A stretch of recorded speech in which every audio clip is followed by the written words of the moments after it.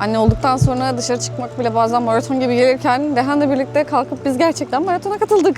Hem de bebek arabalı maraton. Yani Türkiye'de kaldırımda, yolda, yokuşta, işte bayırda, sağda, solda sürmenin bile imkansız olduğu bebek arabasıyla bebek arabalı maratona katıldık. Böyle bu durup dururken olmadı. Instagram'dan takip edenler bilir. Biz yağmur çamur demeden her sabah Dehan'la birlikte kalktık. İşte saat 7-9 arası, saat kaçta uyanırsa ona göre. Kahvaltı bile yapmadan dışarı çıktık, yürüyüş yapmaya başladık ve ben 30 gün boyunca her sabah Dehan'la beraber yürüdüm. Bu birazcık alıştırmaydı bizim için. Yürüdüğüm yol çok bozuktu, rezaletti hatta. Şu an bugün 2'si Kasım'ın. Yolu yapıyorlar. Aşağıda çalışma olduğu için aşağı inemedik. Bildiğin yol asfalt dökmüşler. Ben o yağmurda, çamurda çektim. Şimdi mi aklınıza geldi? Bir ay önce yapamadınız mı? Asfalt döküyor amca. Bundan sonra daha düzgün bir yolda yürüyeceğiz anneciğim. Bazen ben uykusuzdum. Bazen hava bozuktu. Bazen kararlıydım. Bazen sadece birazcık kafa dinlemek için dışarı çıktım. Bazen sadece biraz nefes almak için kendimizi yola attık. Ve sonunda kendimizi maratonda bulduk. Her şey bir sabah hava çok güzelmiş. Haydi dışarı çıkalım demeli. Başlamadı tabii ki. Dehan evde durmadığı için biz de dedik ki bari hadi kendimizi sokağa atalım. Ve böyle başladık. İşte ilk gün çok kolaydı çünkü 1 Ekim'den itibaren 7 kilometre yürüyüş ya da koşu ve Kasım'da o gün yağmur yağar mı yağmaz mı bilmediğim için bugün hava rezalet olsa da dışarı çıktım. Böyle gerçekten rezalet. Dehan'la beraber en azından bugün bir kilometre yürüyüp şansımızı denemeyi planlıyoruz. Böyle ciddi bir şekilde yağmur yağıyor. Ayaklarım sırılsıklam. Bebek arabasını deniyorum şu an. Bebek arabasının koruyucusundan. O günde su girer mi? Oldu ki yağmur yağdı. Girmez gibi ama gene de. Bir de diyelim ki böyle kasvetli kapalı bir gün Dehan arabada durur mu, dayanır mı? Bunları şimdiden önceden test ediyorum. Yoksa o gün orada rezillik çekip boştan yere katılmış olursak canım sıkılır. Sanırım o gün de terlikle yarışmaya katılacağım. Ayakkabıdansa daha rahat gibi. Anne. Kapat. Kapat. Aç. Keyfin yerinde mi? Ayakların ıslak mı? Ayakların ıslak değil ama burası bayağı açık kalmış. Dehan'ın ayakkabılarını giydirmem lazımmış. Ben hata ettim. Alttan pıtır pıtır su damlıyor. Şuna bak. Şıpır şıpır su damlıyor. Yani artık dönüyoruz. Benden başka hiç kimse olmadığı için biraz garip ama olsun. Bu da böyle bir anıydı, güzeldi. Ondan sonraki gün dedim ki biraz daha zorlaştıralım. Hadi bu sefer 1 kilometre gidelim, 1 kilometre dönelim falan. Böyle 1,5, 2,5, 50-55 dakika boyunca toplamda 3,5-4 kilometreye denk gelecek bir yolu gidip gelmeye başladık. Ya inatla her gün yürüdük ya. Şaka yapmıyorum. Yağmur, çamur, kar demeden. Dün yağmur dünkü kadar etkili olmadığı için şemsiyemi şu an video çekebilmek adına kapatmış bulunmaktayım. Kendimize yeni bir yöntem bulduk. Dehan'ın sakinleştiği. Ali Baba'nın bir çiftliği var. Çiftliğinde kedileri var. Çiftliğinde köpekleri var. Bu bir alışkanlığın başlangıcı oldu bize. Kilo vermem gerekirken kilo aldım. O nasıl oldu hiçbir fikrim yok. Bakın arkadaşlar yürüyüş yapıyorum. Pilatese başladı. Ama bu benim enerjimi çok fazla harcadığım için daha fazla yemek yemeye iten bir duruma geldi. Ben bunu nasıl çözeceğim bilmiyorum. Hava 3-4 gün yağmurluydu. Ortada insanın iyisi yoktu ama şimdi tekrar herkes pıtır pıtır yollara dökülmüş.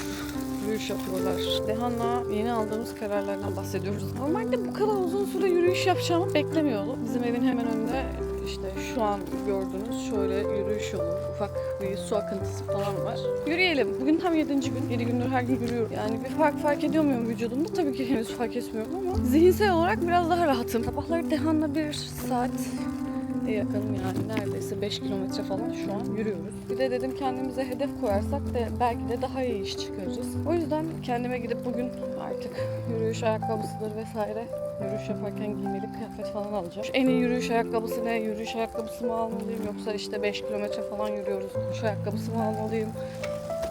Bunların arasında böyle git gel yaşadım, 1000 tane yorum okudum. Bir ayakkabı için bu kadar düşünülür mü diyenler olabilir. Önceden ben de düşünmüyordum ama şu an biraz daha rahatıma düşkünlüğüm başladı sanırım. O yüzden önce hangisinin daha iyi olduğunu araştırıp ondan sonra almaya başladım. Tüketim çılgınlığı olarak düşünebilirsiniz şimdi. Önceden bir ayakkabı alıyordum, rahatsızmış diyordum. Bir ayakkabı daha alıyordum. Ne bileyim böyle ayakkabılarım çoğalıyordu. İhtiyacım olsa da olmasa da evde bir sürü ayakkabı seçenek oluyordu. Ama şu an sadece ihtiyacıma odaklanıyorum. Mesela sabahları 5 kilometre yürüyüş. Bu odaklandığım nokta bu olduğu için de yürüyüşe özel ne alırsam beni daha rahat eder, daha uzun süre bana gider. O aldığım üründen en yüksek verimi alabilirim diye düşünüyorum. Şu an önümde en rahat ayakkabı olarak New Balance duruyor. Pamukların üstünde yürüyormuş gibi hissediyorum ya. Öyle bir rahat yastığı var yani. Hamilelik boyunca giydim, hala giyiyorum. Bu terlikler yüzünden ayakkabı giymeyi bıraktım desem yalan olmaz. Sonuç olarak şimdi gidip işte onu deneyeceğiz. Hadi beraber gidelim. Bu arada arkadaşlar herkesin artık böyle ayaklarına bakıyorum. Acaba ne giymişler? Yürürken ne giymiş, koşarken ne giymiş diye. Nike var, ben de bundan almak istiyordum ama. Yani rengi biraz çirkin ama yapacak bir şey yok.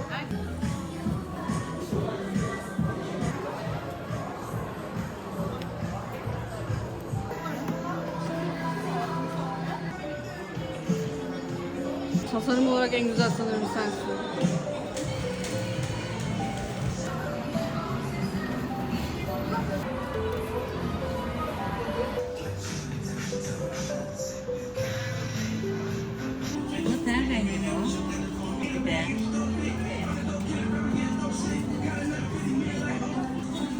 Sen 38 giyiyorsun zaten.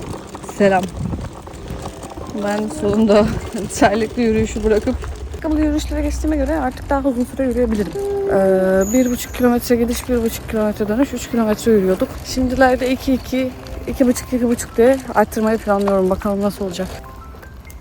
Annen ne? Aha. Anne. Baba. Duymuyorum. Baba. Kapat kapıyı, evet. Altı nerede? Anne. Dehan'la birlikte yürümek bana iki şey öğretti. Birincisi tempoyu asla ben belirlemiyorum. Çünkü Dehan bir anda işte çok sıkılabilir, ağlayabilir, istemeyebilir. O yüzden tempoyu Dehan belirliyor. İçeri girdiği an ağlamaya başlıyor ya.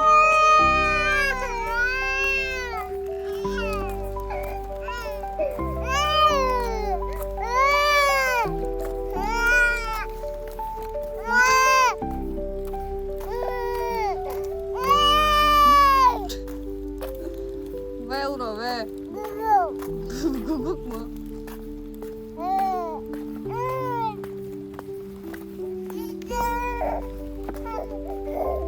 Tahmin edersiniz ki bizim serüven harika bir hal aldı.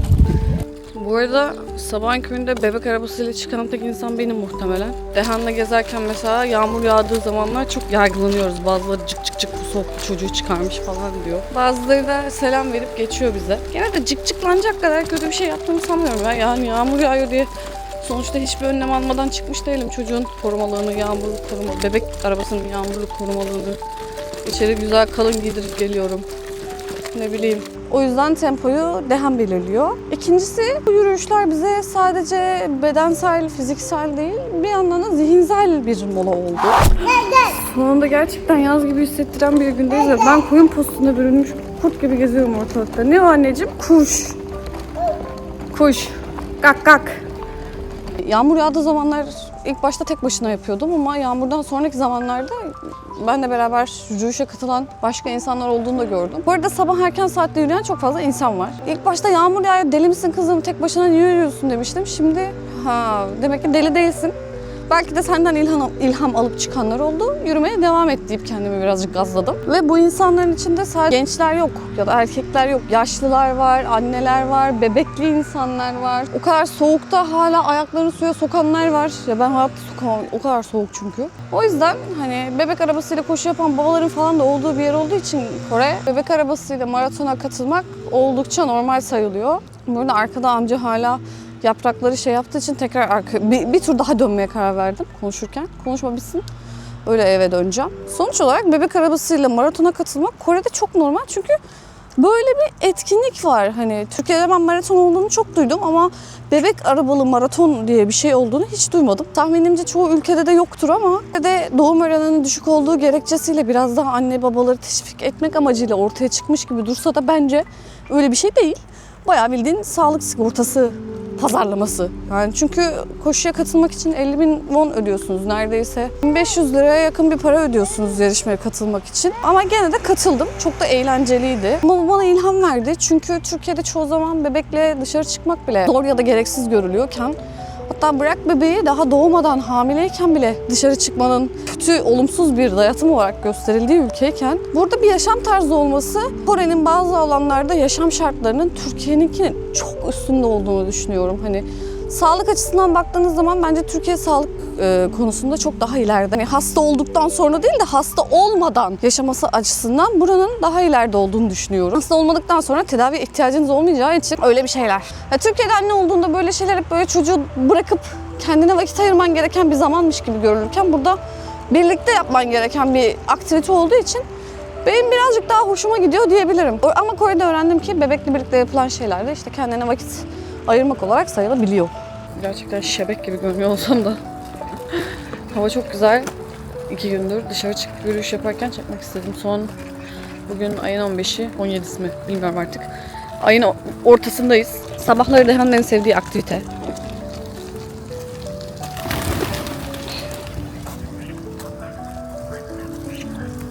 Gitti. Sabahları kuşlara ekmek vermeye falan da geliyoruz. Baba. Yaşlı dede aktivitesi yapıyoruz şu an. Dehan. Mama çabaşıyor. Mama, 배고파 이제? 이쪽도 야?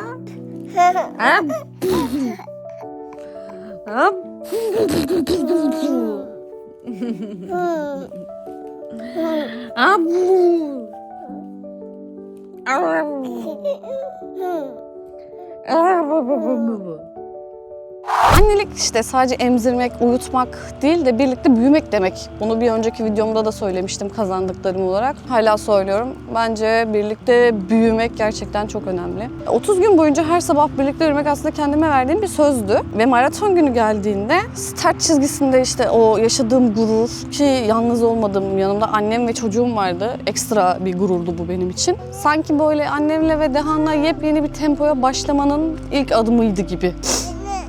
Efendim anneciğim. Efendim anneciğim. Efendim anneciğim. Ben size dedim tempoyu Dehan belirliyor diye. Yani eğer sen de anneysen ve bazen hiçbir şey yapamıyorum diye düşünüyorsan, inan bana ben de başta öyle hissediyordum. Annem. Ama bazen sadece bir sabah yürüyüşüyle başlıyor her şey. Kulak. Evet anneciğim, ne o? Kulak. Kulak. Sonra bir bakmışsın kendini maratonda bulmuşsun. Yani sizin de böyle kendiniz için...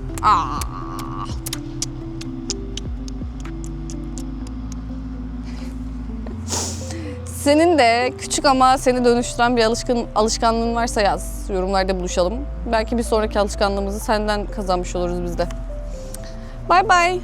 Haftaya görüşmek üzere. Muhtemelen haftaya sadece diş ağrısı çektiğimiz için ağlayan bir video gelecek. Anneciğim, öpücük. Mikrofonu mu istiyorsun? Mikrofon gitti, bay. Bu yaprakları temizleyen amca, şurada görülenler. Bak şu mor, turuncu çantalı olan az önce ta olduğu yerden buraya kadar gelip çocuğa böyle atıştırmalık falan verip ondan sonra geri gitti, işi bıraktı yani bayağı bildiğin sırf Dehan'a atıştırmalık vermek için işi bırakmıştı. Şimdi tekrar döndüm. Bir aydır hazırlandığımız şeye giderken, maratona giderken yanıma kameranın kartını almayı unutmuşum. Yetmiyormuş gibi bir de numaramı almayı unutmuşum. Harika değil mi?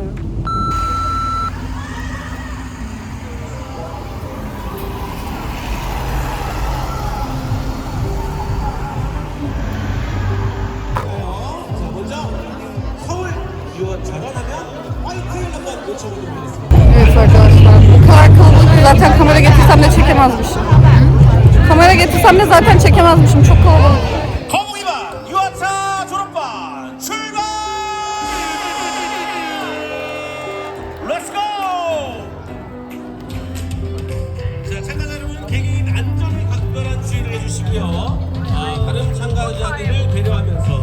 이 공공 질서를 반드시 지켜주시기 바랍니다. 사진 촬영은 조금 지양해 주시고요. 3, 2, 1, 출발!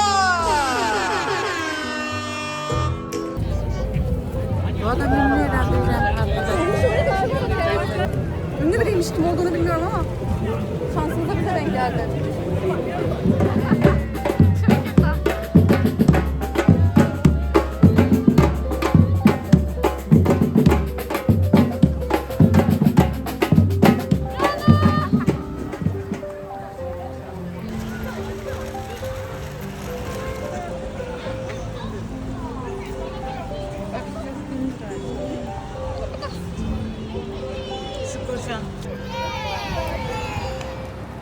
Anneciğim gözlüğümü bana ver ama.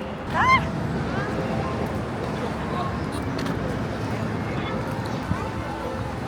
Evet. 5. şeydeyiz kilometrede.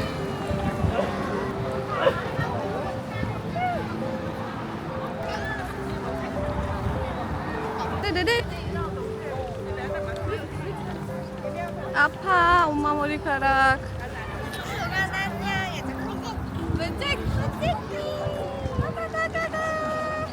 Çok tatlı değil mi ya?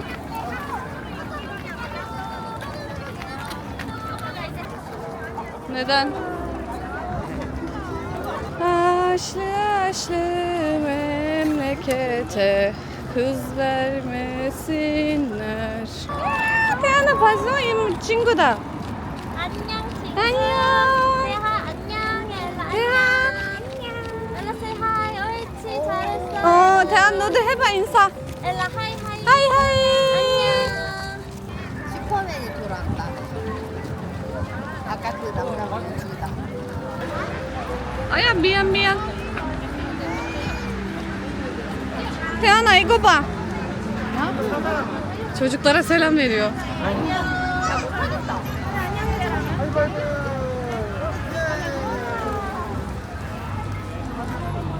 사자다 태연아.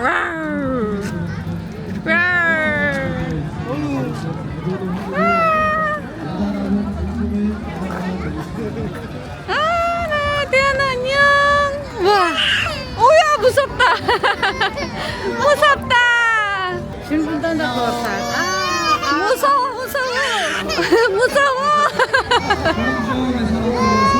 yok bir şey yok. 끝났어. 축하드립니다. 자, 사진을 다 찍으신 가족분들은 지점 앞에 카메라 2대가 설치되어 있어요, 여러분들. 이제 재밌어? 끝났어. 이거. 아 네. 감사합니다. 네, 감사합니다.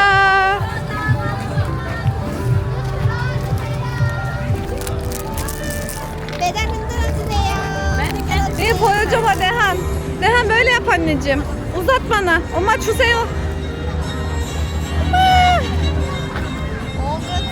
아하하, 끝났어. 이거 너무 멋지다. 닭기를.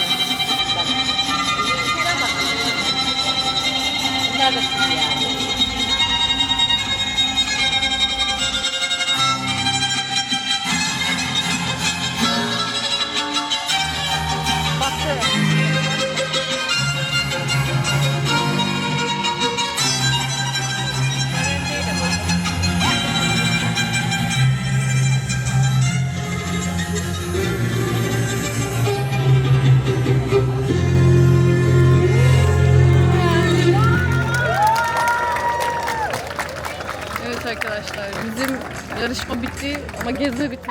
Anneye bak. Ayağıma kara su inmiş anne. Hadi git oyna. Günaydın arkadaşlar. Dünden sonra ölmediğimize şükrediyoruz. Biraz sonra Dehan'la tekrar yürüyüşe çıkacağız ama yürüyüşe çıkmadan bize dün o etkinlikte verdiği şeyleri göstereceğim. Bunun arkasına Dehan'ın adını yazdırdım. Birine de annemin adını yazdırdık. Hava diye. Bu annemin adı yazan. Bize böyle bir madalya verdiler. Sonra Dehan'ın normalde de sevdiği, belki birkaç bölüm öncesinden hatırlarsınız, Foodie Buddy'nin böyle birkaç şeyi verildi. Sonra böyle bir poşet vermişlerdi. Bunun içinde şunda zaten şey vardı, madalyon. Poşette böyle çilekli bir pirinç patlağı. Çocuklar için arpa suyu. Normal su yerine arpa suyu veriyorlar. Çocuk suyu sevmezse bunu içsin falan tarzı.